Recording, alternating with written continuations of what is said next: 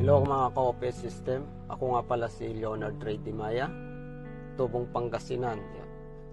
Isa naman po akong OFW sa Saudi. 11 years na rin po ako nagtatrabaho sa Saudi.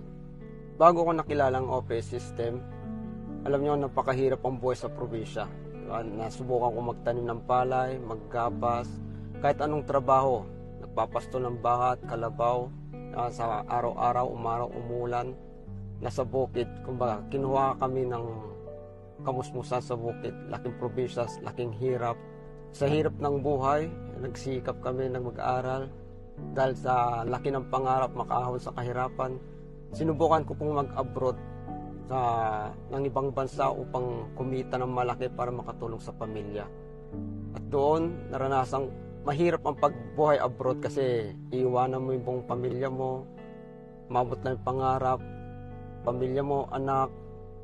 Yan, napakahirap kung ilang taon, 2 taon bago ka makauwi para makapiling lang sila. Doon ko naranasan ng hirap ng buhay sa abroad na naiyak kasi ako. Sa sobrang hirap ng buhay abroad, dito ko naranasan na ang akala kong buhay abroad ay napakaganda. Hindi lang pala lahat na nag-abroad ay maganda. Kasi sa sobrang liit ng sahod, hindi po siya kaya mabuhay ng pamilya ko. Makatulong dahil sa laki ng pangarap ko at makaahon hanggang sa dumating na nakilala ko yung OPS system.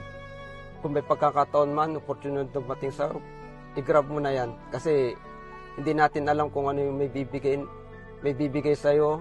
Hindi natin alam kung ano yung may tutulong para sa pamilya mo. So, wag na natin palampasin yung opportunity dumarating sa inyo.